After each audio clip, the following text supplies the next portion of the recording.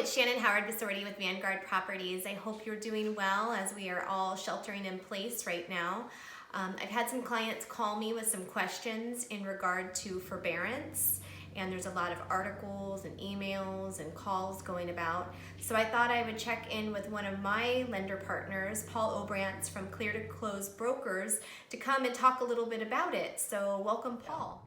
Hey Shannon, hope you and the family are doing well. Yes, forbearance. We've been talking about it a lot with our clients. I'm glad you're giving me the opportunity to answer a few questions for you. There's a lot of misconceptions out there, and hopefully this video will clear a lot of it up for you. Paul, can you tell me a little bit about what forbearance is and which loans qualify for forbearance under the CARES Act?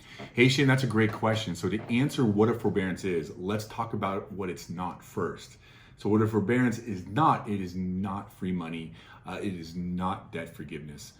Forbearance, a mortgage servicer will allow you to reduce or temporarily suspend your mortgage payment, so you're still responsible for any interest that's accrued, but they're not making you pay it on the month that it's actually due. Now, what happens when that temporary agreement it expires? You have to pay that money back one way or another, and we'll get that in a second. Now, under the CARES Act, there's very specific loans that qualify for the forbearance that you're hearing about on the radio. And those loans include VA, FHA, USDA loans, and loans owned by Fannie or Freddie Mac. Now, if you have a loan that does not fit that criteria, there's still maybe plans in place for you, forbearance plans in place for you, but it is not covered or guaranteed under the CARES Act. What does the CARE Act give people with government-backed loans the ability to do? Oh, great question, Shannon. So what a forbearance does, it allows for government-backed loans and loans owned by Fannie and Freddie Mac. Of course, we're talking about the CARES Act here.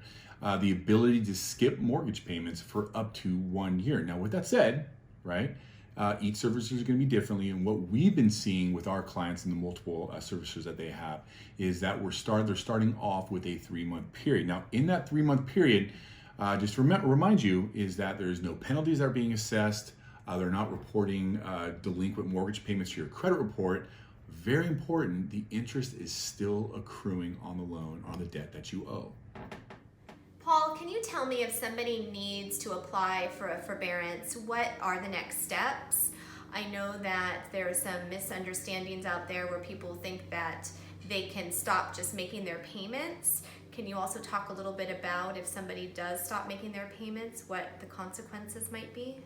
A great question, Shannon. So let's start with the last one first here. So if you don't apply and you skip a mortgage payment, what's going to happen is you are going to have late fees. You are going to have a negative impact reporting on your credit report, which, by the way, one of the rules for being approved for forbearance is that you have to be current on your mortgage. So that may ultimately impact you even getting the forbearance, even if you need it. So yes, you need to apply for the forbearance. You need to call your servicer up, and obviously they'll be ready for you in terms of what needs to happen. Now, with that said, my best advice I can give you right now is if you are in need of a forbearance, first of all, I'm sorry you guys are in this situation, but when you do call, keep in mind they are very overwhelmed. They're fielding more phone calls than they ever have.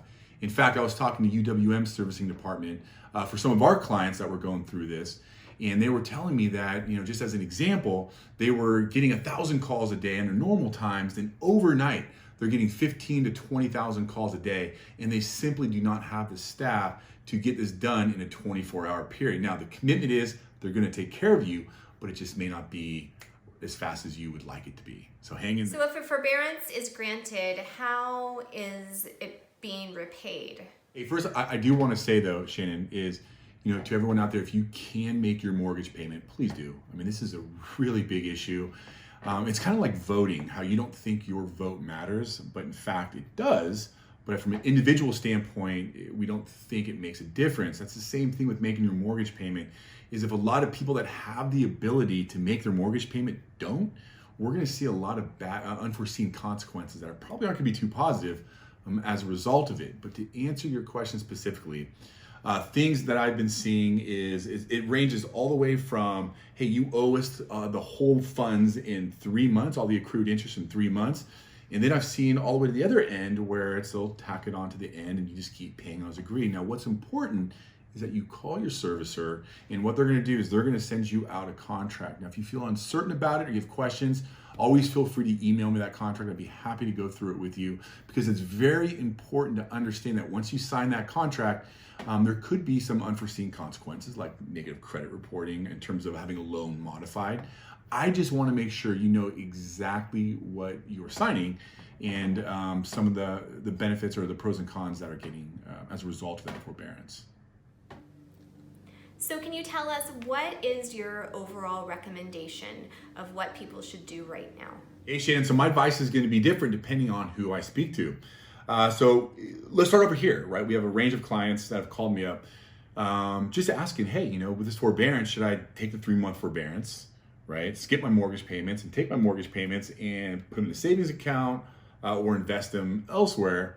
We're on this side of the spectrum. We have clients that, both wage earners have lost their jobs, they have kids, they don't know. The decision is, should I take the forbearance or should I feed my family? Now, when I'm talking to people over here, I remind them that this is the CARES Act was meant for a hardship. This is not meant for a savings account.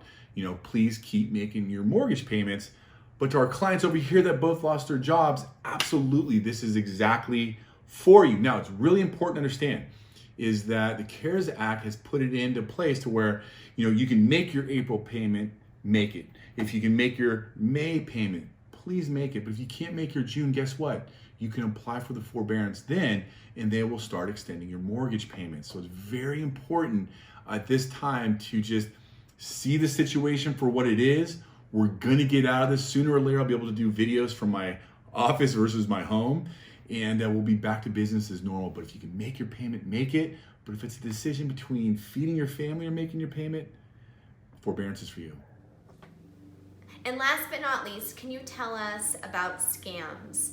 I know out there are still people that are trying to take advantage of some of us who may be having a hardship. So can you advise on what to look out for? Great point, Shannon. And please, if you're listening, please don't give out any unnecessary information over the phone. Your mortgage company knows everything about you. In fact, let's just keep this super simple. If you want a modification, just call your servicer. If someone calls you and you think it's your servicer, just go, hey, thank you for calling me. I'm going to call you right back. Go to your statement. There's a customer service number there. Call that customer service just to be safe. Thank you so much, Paul, for joining us and answering our questions. If you need to reach Paul or have any questions for him, you can visit him at myhomeloanteam.com. I hope you and your family are staying safe and healthy. If you have any questions for me, I am here to help with any of your real estate needs anytime. So take care and talk to you soon. Hey, right on, Shannon. Thank you for this opportunity. Now, if anybody has any questions, concerns, want to talk, give me a call. My number's right here. I'm not going anywhere for a while anyways. So I'd love to hear from you. Hope you and your family's doing well, and happy Easter, and I'll talk to you guys soon.